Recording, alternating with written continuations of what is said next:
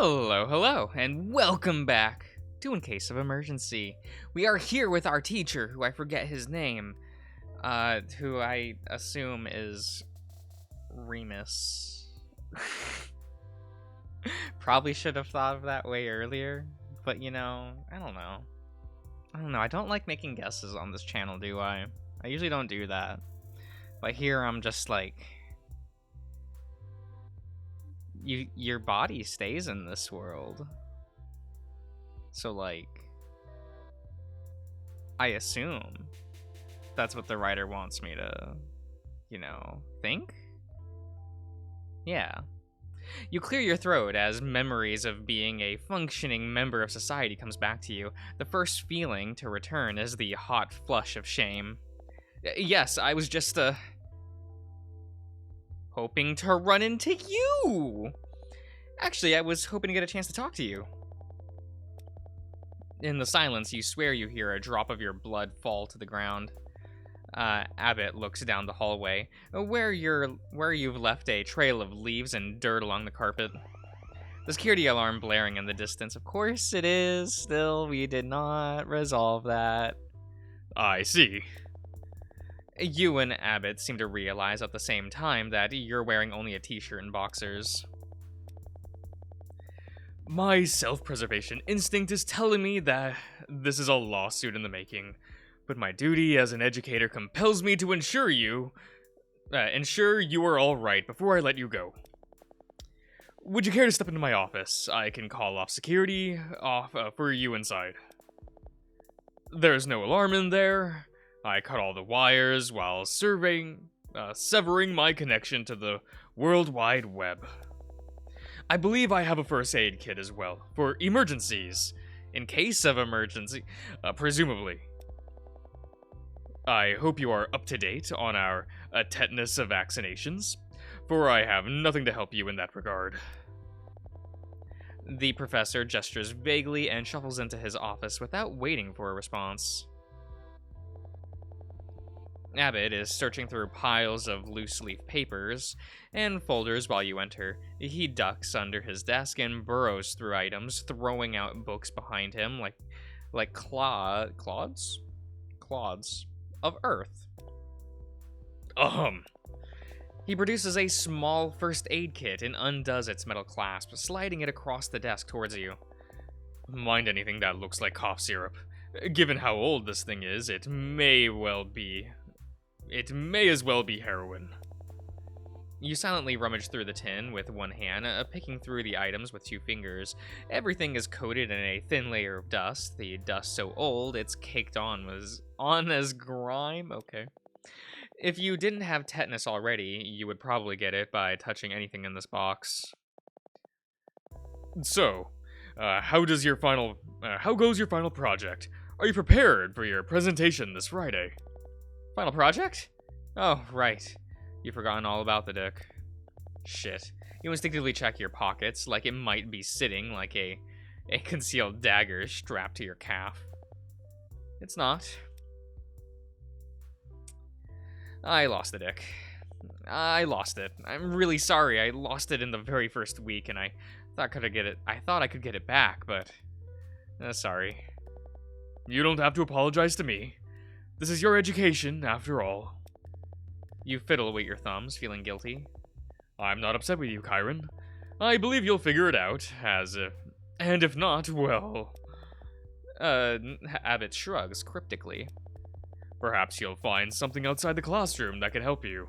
I know I enjoy going for a walk off campus when I'm stuck, mulling over a problem. What? Downtown. Lovely stores out there. A great variety of goods one can purchase by exchanging money for.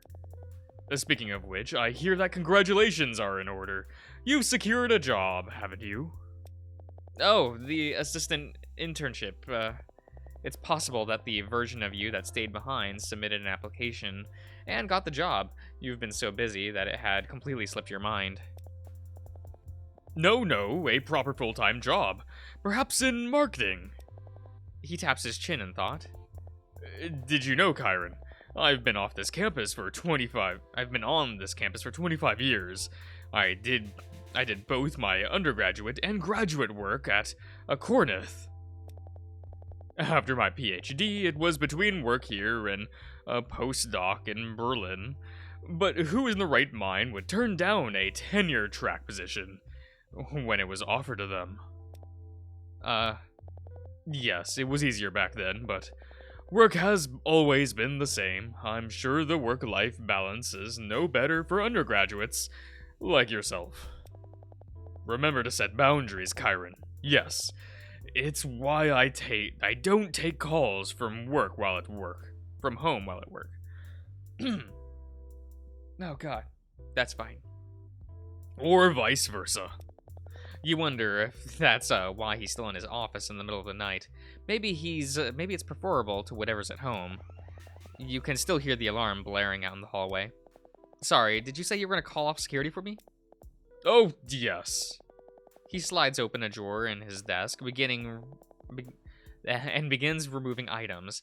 A stack of stapled papers, a black stapler with a chipped paint job, a smattered of ballpoint pens. This was the result of a long and protracted fight between myself and the administration. We had to compromise eventually, as one must always do. Office politics and all that. I was allowed to have all emails faxed and emailed to my desk in the department office. In exchange, they would let me throw my personal computer out the window. For some reason I cannot fathom, they forced me to keep an emergency landline connected to the campus security and emergency services. I tried getting rid of it several times, but alas. Finally, out of his desk, Abbott produces a red landline phone and picks up the handset, like he's about to make a call.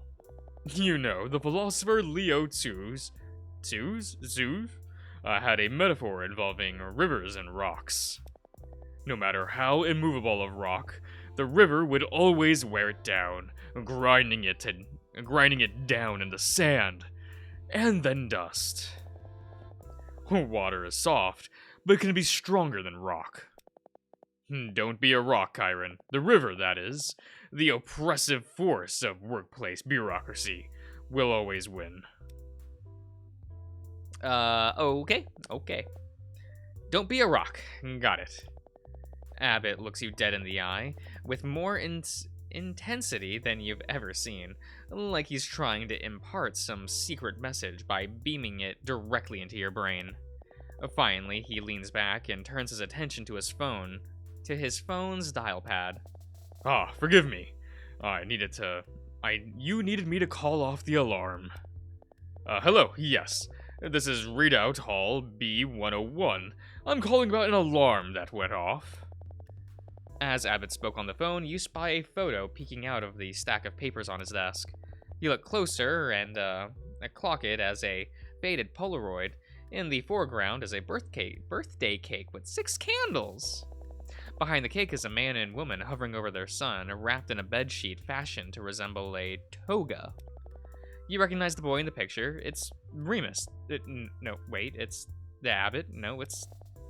Other problems? Well, I do have a table whose legs are about as rickety as Agrim grasped on semiotics?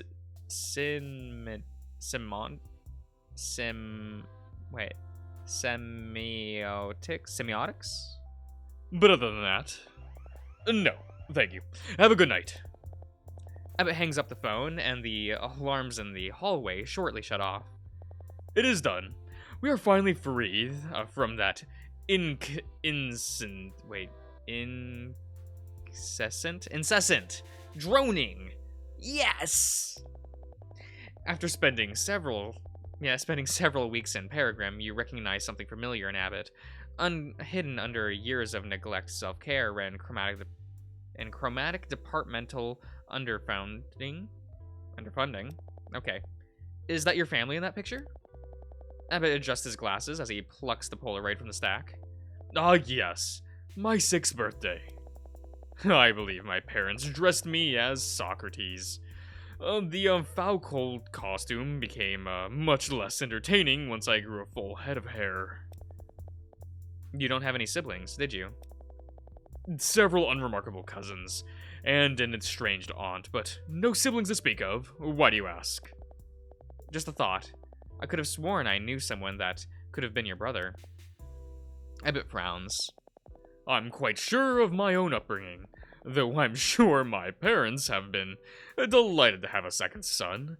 We could have had matching names. It's a wonder and a miracle I wasn't named Cain. I'm content. I'm certain I would have internalized such a nomination for the worse. Abbott taps his chin in thought. Though, of course, one could certainly do worse than feeling destined to found a new land. Perhaps that was for the better. I was an imaginative kid, after all. You can tell he's already ramped up to telling another story, whether or not you're actually listening. When I was 10, my parents left me behind on a business trip. I stayed with my forgetful grandmother, who slept all day. In her bookcase, I discovered a shortage of books that spoke of warrior kings and magicians.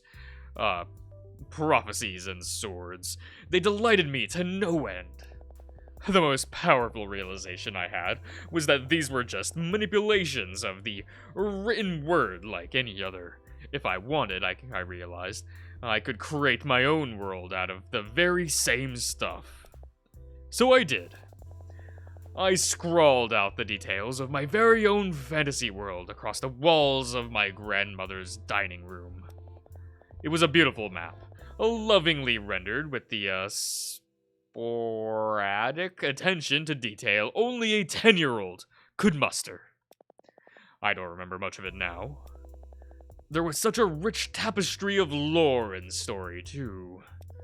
Of course, it mattered to no one but myself. I spent much of my years in secondary school certain I would write a series of fantasy novels. What happened? I grew up. I remembered.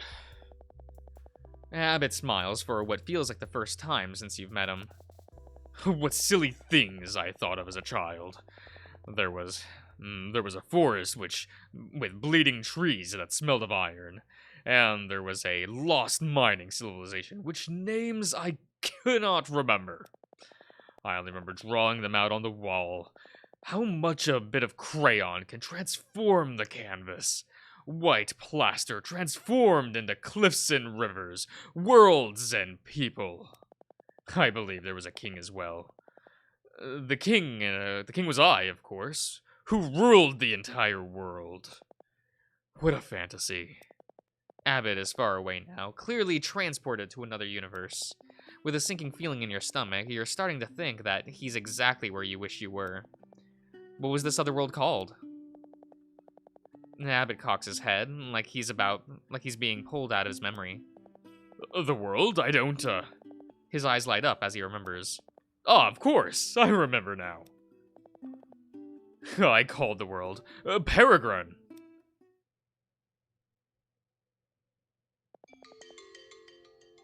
You wake up in your dorm room bed.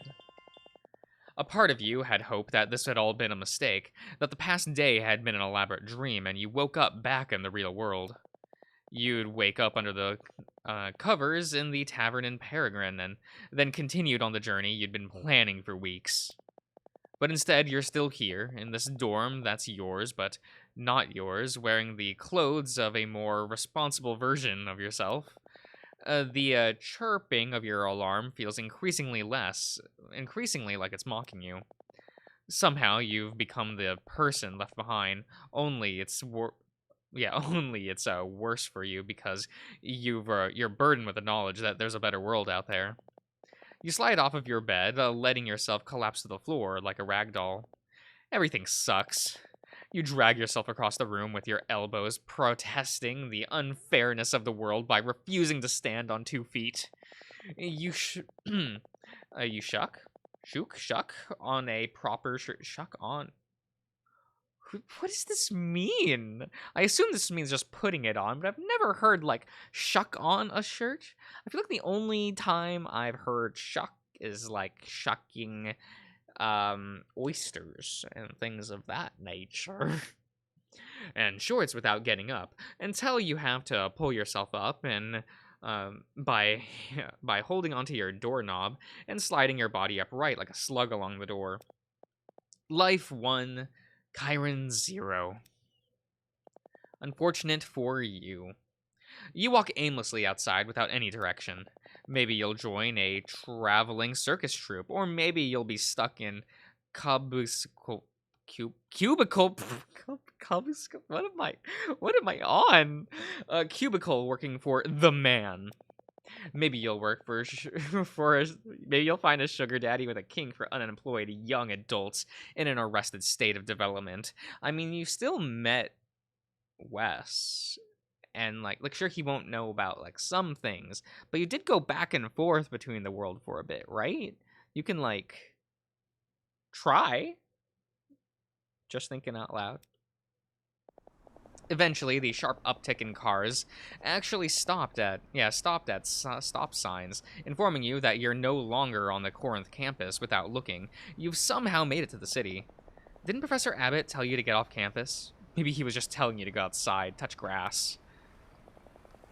A number of stores line the streets, inviting you to spend money in their establishments that we don't have. You wonder how much money the other you had made while you were romped and cursed through Peregrine. Is it Peregrine or Peregrine? It's Peregrine, right? I just say Peregrine. I don't know. You could go shopping. Your consumer habits are seriously affecting our ability to retire by 30, sorry. You pass by several stores, clothing stores, dyeing bookstores, restaurants, but find your feet parked in front of an adult toy store. A harness-wearing mannequins beckoning to you from the front window. Several goods are scattered across the black curtains draped under the displayed fuzzy handcuffs, DVDs with poorly designed covers, dildos, lace lingerie. Wait a minute. Propped up against the mannequin's leather boot is a plastic package advertising realistic veins and body-safe silicone. Encased in the package is a hot pink dildo. It's the hot pink dildo. Something clicks in your mind. Ah, I see. You burst into the store with the kind of enthusiasm that would probably alarm anyone working the register, least of all someone in a store selling butt plugs and studded whips. You don't know why you thought the dick was one of a kind. Of course you could have always bought another one. Who would know the difference? You chuckle to yourself in the middle of the sex toy aisle as you stop at an entire row of dicks. The sight is so funny that you laugh again. And again, and again, until you're having a full-blown laughing fit cum breakdown in the middle of the store. The employee working the register doesn't even blink as he rings up your purchase. I'm sorry about the laugh. I thought it was funny. It doesn't mean anything, you know. I thought it was the most important thing in the world, and I realized I could have bought it in here the whole time. Do you think that was the point? That this was the lesson I was supposed to learn? This means I'm free now, right? I'm free! This is it. This is all it ever was. There was never anything, any bigger meaning. It was always just a sex toy from a store. And I'm just a guy with nothing. I'm just a guy. I'm just a little guy. You catch your breath for the first time since you opened your mouth. The cashier stares back at you and blinks. So did you want a paper bag or a plastic one? They'll charge you for both. Forget it. You could buy a fraction of a Bitcoin with those 5 cents instead. You step back into the street, a cheap plastic bag swinging in your hand, and the shameless smile on your face. It never meant anything at all. You're finally free. A car honks it as it pulls up to the curb in front of you. 3 familiar faces look back at you from the seats of the convertible. That's a good look. That's a good look, Cedric. I like that. It's pretty cute. Not gonna lie. Were you wearing that at the beginning of the game? I don't remember you wearing that at the beginning of the game.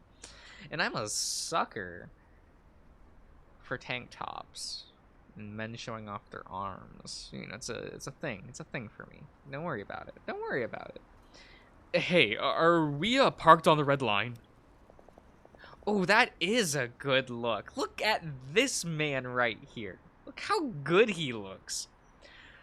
If you're fast, you don't have to pay to park here. Here. Okay, Luke, we need to talk. We need to talk. What is this? What is this? This is not the 90s anymore. What is going on with it? Okay, that's fine. Get in, loser. We're going to the beach. Lit. I'll end the part here. I'll see you guys around.